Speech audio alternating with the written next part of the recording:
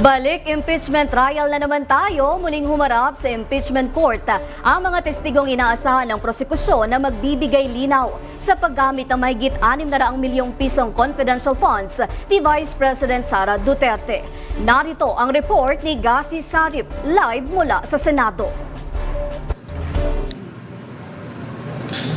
Joanna, ipinagpatuloy ngayong araw impeachment trial ni Vice President Sara Duterte kung saan sentro pa rin ang paglilitis ang Article 1 na tumatalakay sa alleged misuse of confidential funds.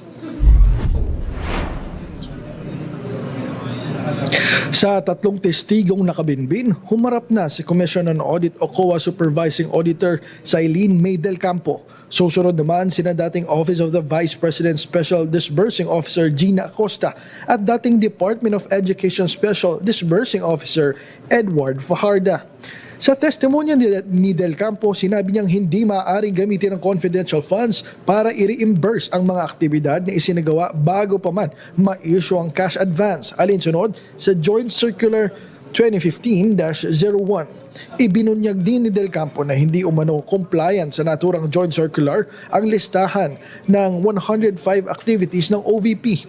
Kabilang dito ang mga aktibidad noong December 13, 15, 17 at 18. Kahit December 21 hanggang 31 lamang ang sakop ng cash advance.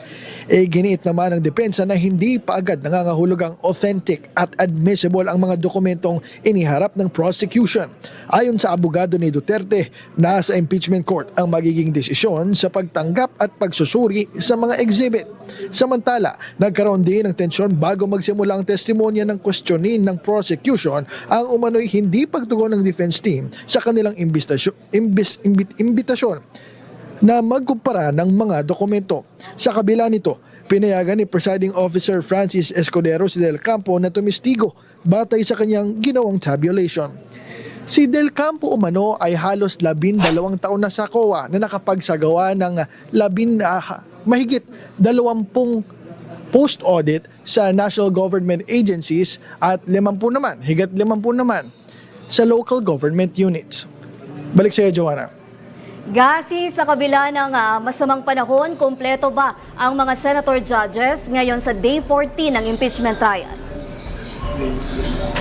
Yes, Joanna, sa ngayon nga nandito pa lang tayo sa examination ni Attorney Lorna Capunan, pero kanina nang huling masilip natin itong trial, ang nakita pa lang natin, syempre hindi dumalo si Senator Judge Loren Legarda kasi nga nasa ibang bansa, pero hindi rin natin nakita sila Senator Judge Bongo at si Senator Judge Alan Peter Cayetano. Maraming salamat sa iyo, Gasi Sarip.